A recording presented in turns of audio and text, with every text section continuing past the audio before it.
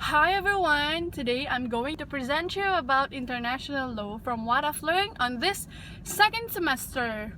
But before that, I'm sorry that I'm not really good enough at English, so pardon me if you find any grammatical error in my videos. So, at least I've tried my best. Let's start! So on the very first meeting, we learned about international law. So what is international law? International law is a set of rules which regulate one state with another state to create a peace, an international security, and a welfare of humankind. There are two approaches of international law. The first one is a traditional approach, and the second one is a modern approach. Traditional approach is a limited scope. It's only between states and states. Well, the modern approach is a wider scope or a bigger scope that's a relation among the subjects of international law. For example, like individuals and the states. There are some sources of international law. For example, like one, international treaties. For example of international conventions is United Nations Conventions Against Human Rights, United Nations Conventions Against Corruptions. And the second, we got international custom. Third, we got principle of good faith, and then principle of impartiality means that the judge has to be fair. The judge has to be neutral to both sides. And other examples of the sources of international law is doctrine. Doctrine is the judge's opinion.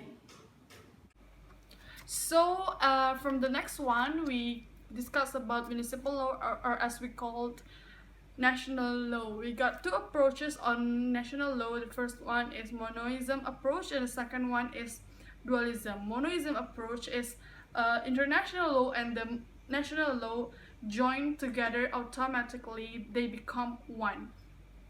Well, dualism approach is international law and national law, they separate together, but they can use whether international law or national law, but the national law is the priority.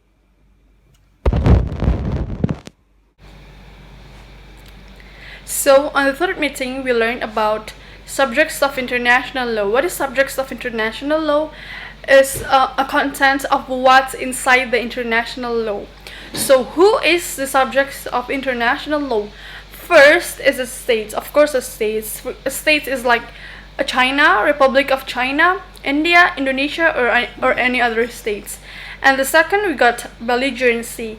Is a group of people that wants to separate themselves with the states, or they are against the states. So they create a war inside the country or the states. And the third, we got individuals. Any woman or any man could be it, or any gender. And the fourth, we got Holy Throne. Holy Throne is a super holy place or a neutral place. So if there's war happening, the Holy Throne cannot be attacked by any time, and the Holy Throne located in Vatican. And the fifth, we got international organizations. International organizations is the members of international organizations is of course states. For example, is United Nations, or as we called the UN. Indonesia, of course, be a member. Indonesia joined the UN. And for example, the other examples is World Health Organizations that runs about the health of the world. And I want to discuss about, there are some things that required to be a state.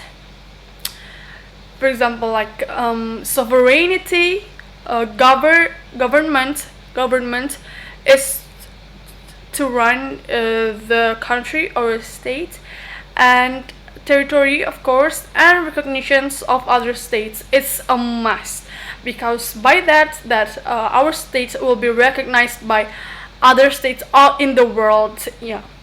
So yeah.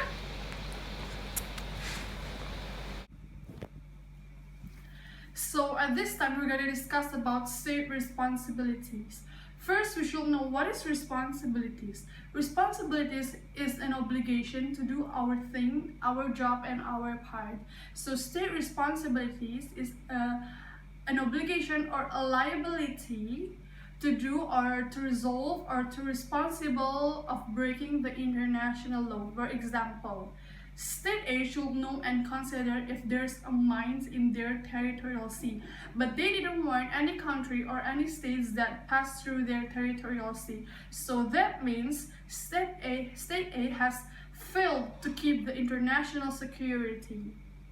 And that means so State A should responsible of their damage they've made and the victims. A state can incur liability for either intentional or negligent. So what is the difference? First, intentional is the deciding from the beginning. They realize what they're doing. They have planned for the very first time. And negligent is more like an accident. They don't know. They didn't plan anything. So today I'm gonna explain about human rights. What is human rights? Human rights is a right that is given by God that no one had an authority to take our rights. Not even a state can withdraw our rights. We have a rights to do anything. We have a rights to do. We have rights to speech in front of people. We have a rights to own a property. We have a right to study. We have a right to marry someone. So we have anything. We can freely to do something because we have a rights, unless it's against the law. So there are some international bill of human rights, for example like ICCPR and then Universal Declaration of Human Rights and so many others. So today I'm going to discuss about jurisdictions. What is jurisdiction? Jurisdictions is a legal authority of a state to make any judgments or any decisions. So there are 5 principles of jurisdictions. The first one is territorial principle, and then nationality principle, and then passive nationality principle. The fourth one is protective principle, and the last one is universality principle. From the first one, territorial principle. So territorial principle is based on where the criminal happens, where the place happens. It's based on the locus delicti. And the second one is nationality principle. Nationality principle is based on the who made the criminal's nationality. For example, I went to Singapore and then I killed a Singaporean. So that means that I will be brought back to Indonesia to be punished in Indonesia with the Indonesian law. Well, passive nationality principle is based on the victim's nationality. For example, that I went to Singapore and then I killed a Singaporean. So that means that I will be punished in Singapore with the Singapore law. And the fourth one is protective principle. Is, for example, I'm the president of Indonesia and then I went to Malaysia and then I killed a Malaysian, of course, a Malaysian, and then by that I will be punished in Malaysia. So that means that I will be stuck in their jail, in their country's jail. So that means that I will leave Indonesia, and by I leave Indonesia, Indonesia in a weak conditions where if I leave, the Indonesia will be messed up with all the economics and the politics. Indonesia will be messed up with everything.